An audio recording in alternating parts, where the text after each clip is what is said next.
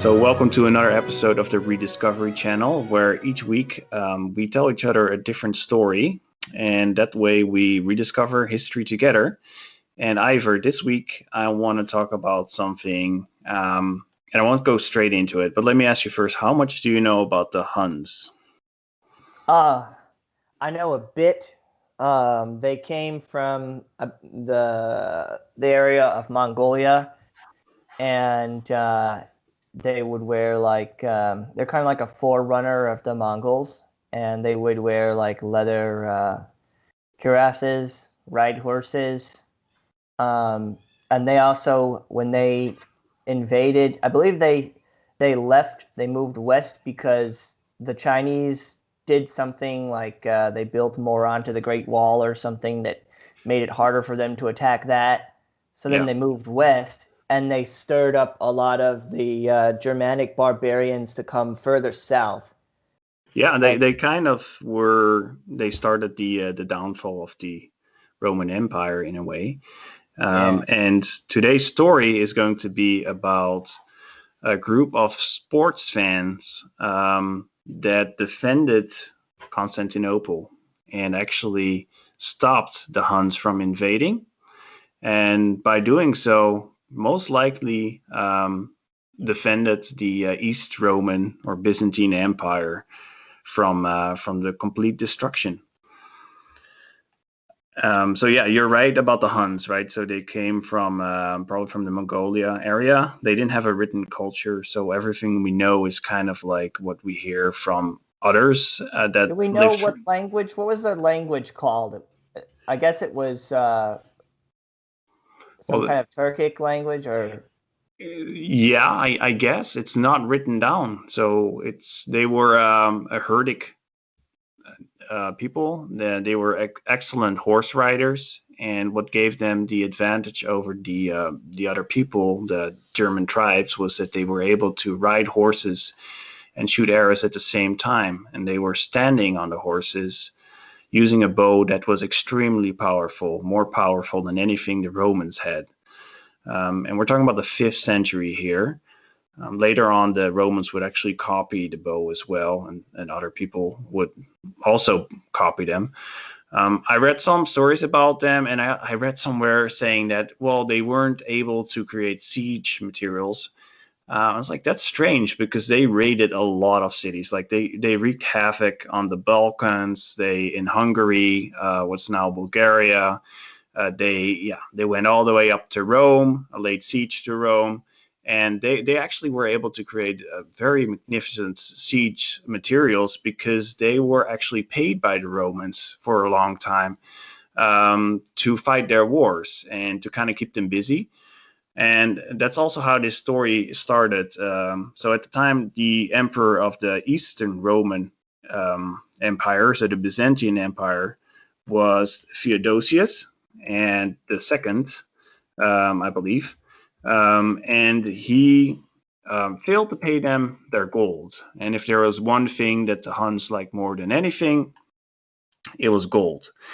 They actually raided a lot of lands, including the lands of the Goths and other Germanic tribes, and also the Gauls. And they would, instead of actually farming those lands, they would just pretty much burn everything and pillage it and and leave it. So they're very interesting kind of people, and yeah, they were described by some of the German tribes at the time as the descendants of witches and demons. Uh, I got a and question. yeah, sorry, go ahead. Yeah. Uh, you know, I believe that Hungary is actually named after the Huns.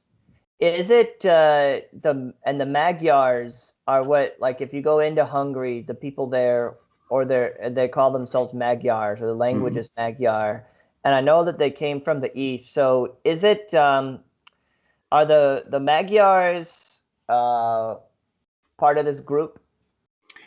I wonder if the Magyars are descendants. I'm guessing they are because of the name Hungary. That's a good question. That is where they were set. That where the Huns would settle and where Uh, they would raid from as they were driven to the west.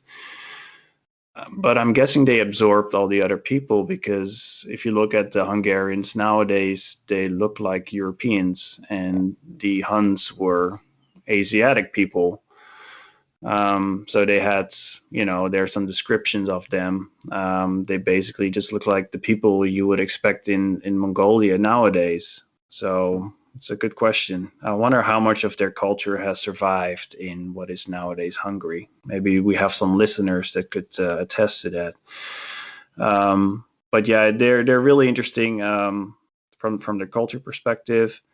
I wanted to quote this one prayer of the time that they were using. It goes like this: "Asacitis honorum nos defende, Domine. From the arrows of the Huns, O Lord, defend us." And they were so scared of the Huns because they would also, not only were they excellent warriors and they were always looking to get more loot, they didn't hold up to their treaties. They were notorious for breaking treaties whenever they saw it opportunistic to them. And they English would, were like that too. yeah, and exactly. And also, what they did, they also would mold their skulls. So they would actually bind the skulls of the people as they were still malleable, so as little children. Babies. And yeah, and I'll include some pictures. But basically, you get these elongated skulls, and it looks like something out of like the Alien movies. Yeah, there's actually some Amerindian peoples that used to do that as well. I forget what they were called though, but I know that some of them did. Yeah, and I believe there are actually still some cultures that do it nowadays in Africa. Maybe I can include some pictures on BitChute and YouTube as well. But the story is, it's the year 447 AD. We have Attila the Hun, who just took over. He may or may have not killed his brother, but he's very, very good at what he does. He's an excellent guy, really good at fighting, and he loves fighting. And he hears about an earthquake in Constantinople, because Constantinople has these beautiful walls, right? And these walls were like, at some point they were 5.5 kilometers. I think it's around 3 miles long. And let me see, I had some notes how many towers they had. Yes, so they had these 12-meter high wall, 12 meters.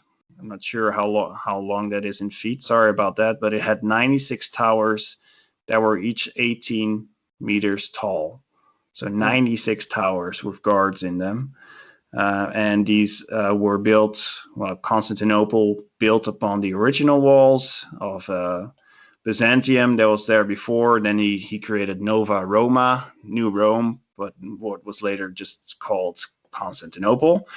And then it kept on growing because it was these, really important location. It still is, by the way, Istanbul right now. If you look at its location, there's immense amounts of trade going through that area. I think Russia is very much dependent on it for its Yeah, it's oil also exports. a good strategic choke point Yeah, too for ships.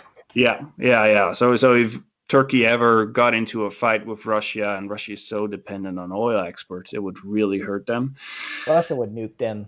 Yeah, probably. And there have been a lot of Turkish-Russian wars in the past, actually. But so yeah, so the wall was destroyed. There was this earthquake in 447, and I think 57 towers of the 96 towers were destroyed, and large sections of it were completely destroyed.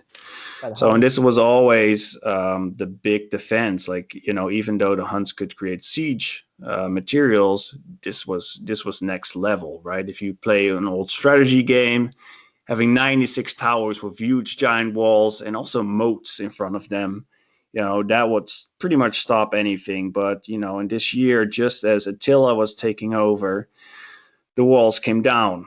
And on top of that, there was a breakout of the plague. So people were dying left and right.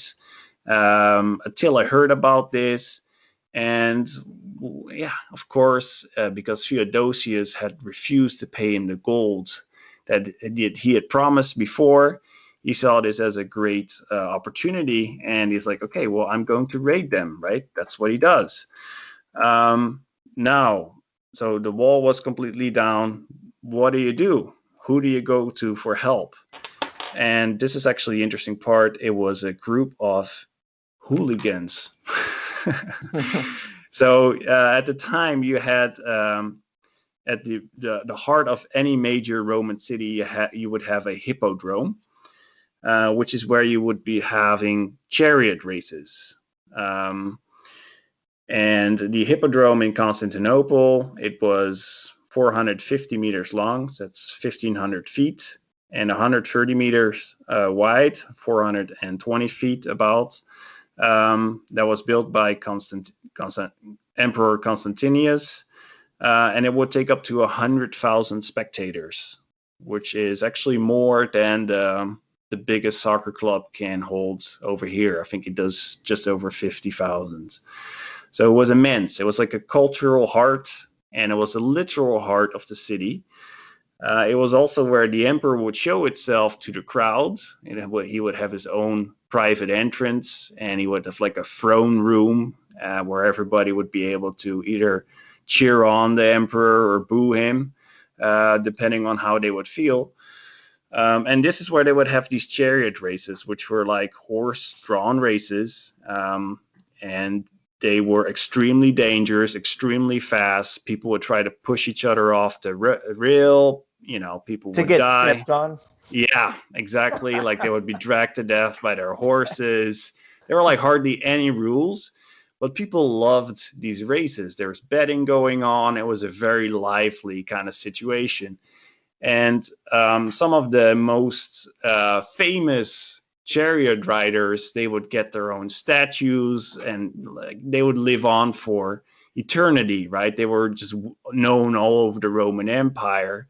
So imagine this giant stadium, and then at the middle of the stadium, they had all these like all this art and displays. Like they had gods, statues. They would have the obelisk, for example, of Tutmose the Third, who was brought there by Emperor Theodosius in the year 390.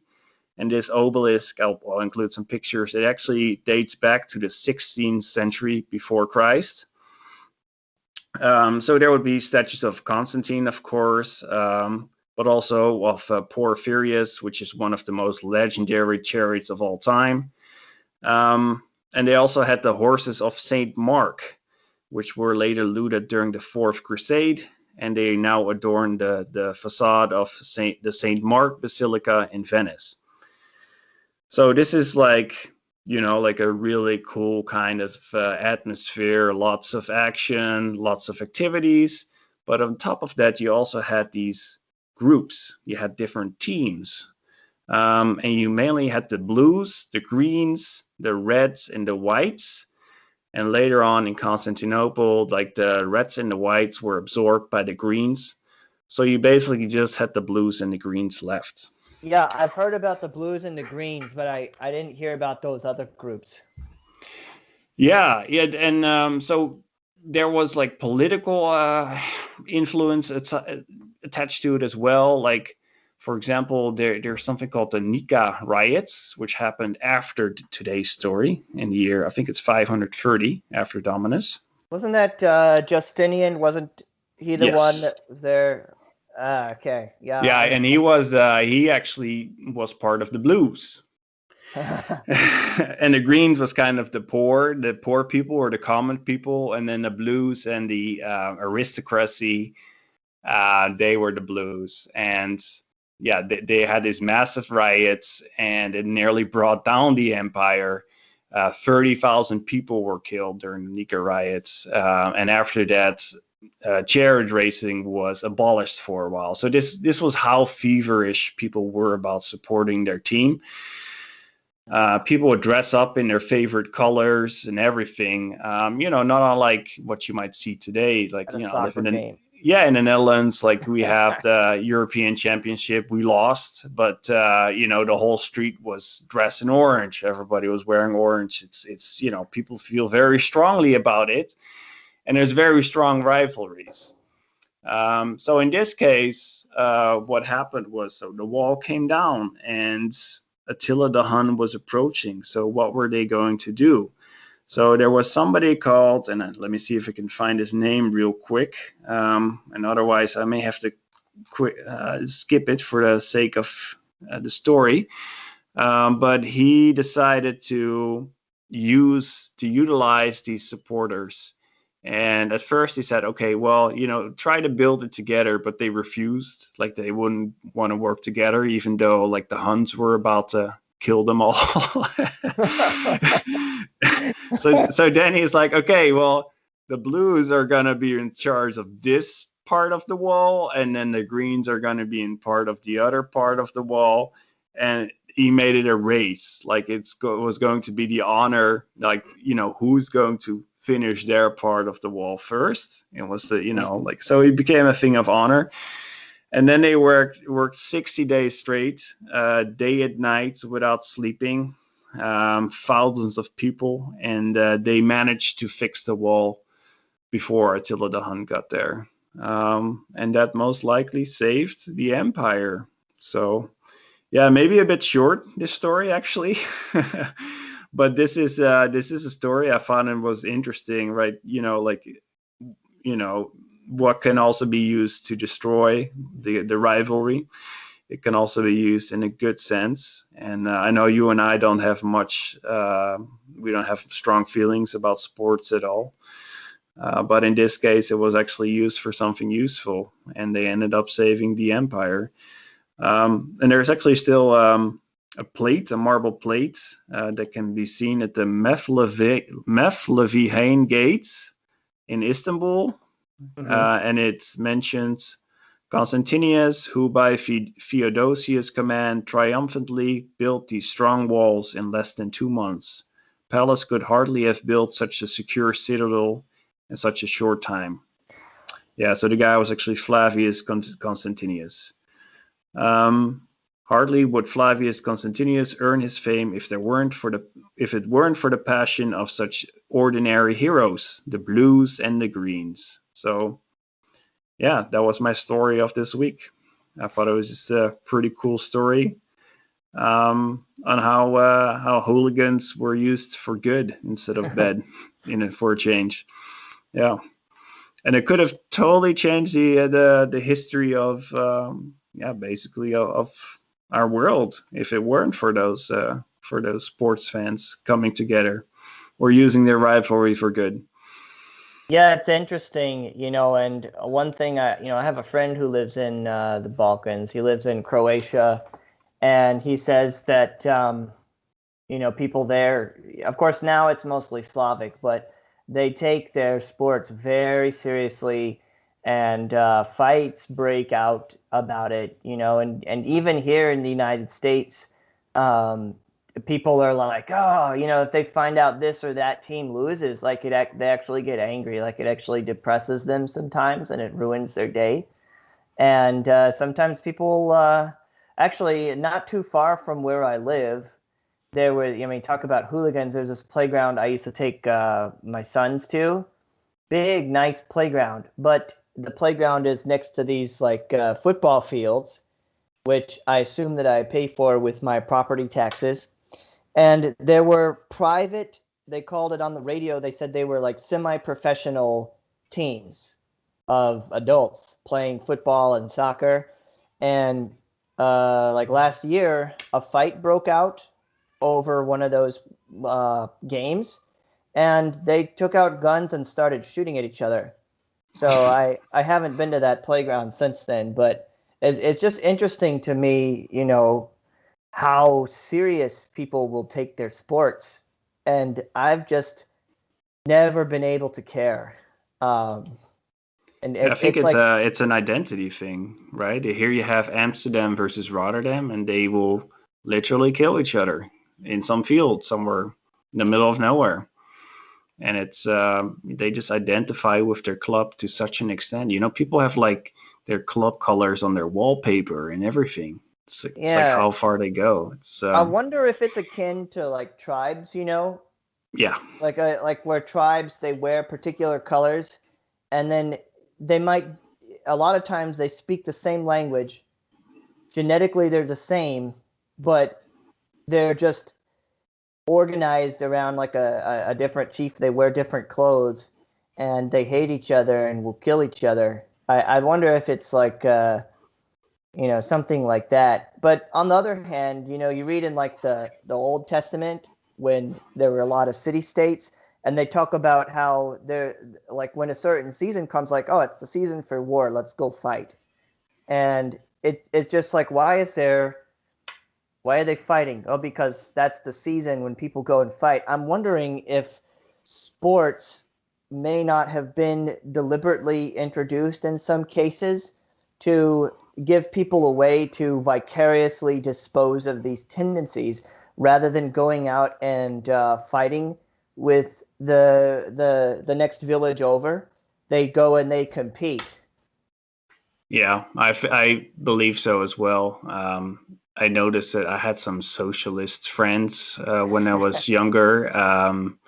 Yeah, you know, you have like the over here, you used to have different, it's now falling apart, but you would have like the Catholics, the Protestants, and you had the socialists, and they would each basically just hang out with their own people, or just social democrats rather. But I noticed that sports was much more popular among the social democrats, where I feel like maybe it was used also as a kind of as a pseudo religion. And I think it was actually the National Socialists and the Communists. They probably, I'm pretty sure they used to encourage sports for similar reasons, because it kind of kept them away, like it gave them an alternative identity, you know, rather than, you know, that they didn't see as much as a threat compared to like Christianity or something. You're an Orthodox or a Also, Muslim or whatever. Yeah. Also, sports is a collective endeavor, and usually it's not an individual that wins, it's a team that wins. And it's not a individual that loses, it's a team that loses, unless it's something like a marathon race, but mostly it's teams fighting against one another symbolically. Yeah. Yeah, I guess I think it's kind of cool or kind of ironic that these tribal forces were then in the end used to fight like the ultimate tribe, which was the Huns.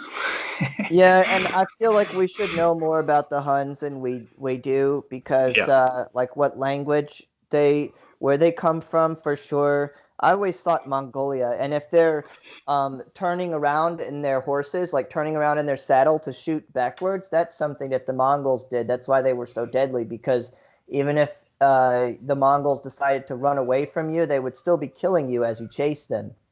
And I think I also heard that the Huns, and I don't know if this is true or not, but I read this in like a National Geographic book. The Huns, when their babies were little, they used to cut their faces, and don't know whether that was for ritual purposes, because like a lot of barbarous cultures and tribal cultures, they cut themselves to indicate their tribe. So you really can't leave the tribe because that everybody's still going to kill you based on your marking. Or and then there was some speculation that maybe they did it because they're trying to accustom their children to pain at a young age. That's That what I read also, that they from the year 3 on that they would try to accustom them to pain, to kind of yeah. harden them. Yeah. Yeah.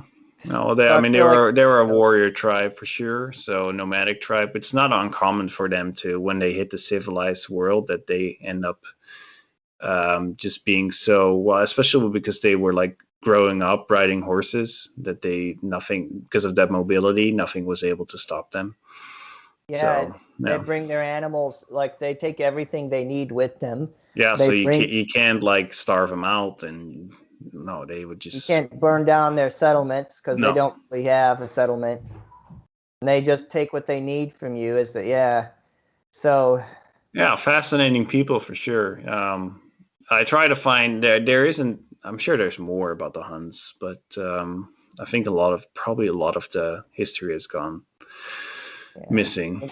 Mostly Yeah. people complaining about how bad they were and how Yeah, horrible. there are some of them described them as like total brutes, and then there was another historian who probably actually met them, and he probably met with Attila as well, and he had like a lot of respect for them. So it's kind of hard to say. Yeah. Well, yeah, you can respect something without liking it. Like you can respect a grizzly bear, but because it's big and powerful, but you don't want to be like trapped in a room with the grizzly bear either. So, Yeah. Good point. Yeah. True. But yeah, so that was my story for this week, and yeah, maybe we got some feedback on my previous story on the battle, the raid on the Medway. yeah, I included a bad map. I apologize. I'll include better maps in the future. But maybe as a segue, we do actually put a lot of time. I don't know about you, Ivor, but it takes me a lot of time to put those pictures in there. So if you appreciate them, please give a like. Let us know what you want to see, what you would like to see in future videos. Give us your feedback, what we could do better. For example, somebody told me not to use "on" too much, so I'm trying to find a middle way not to of use not a just certain map either. not just read the whole story, but because I feel like that's kind of boring also. But yeah, no, I think we're still getting better and enjoying it for the most part, right? So Yep.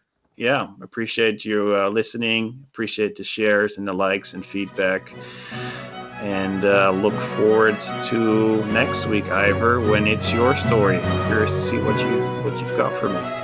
So great. All Okay. right, thanks, man. That's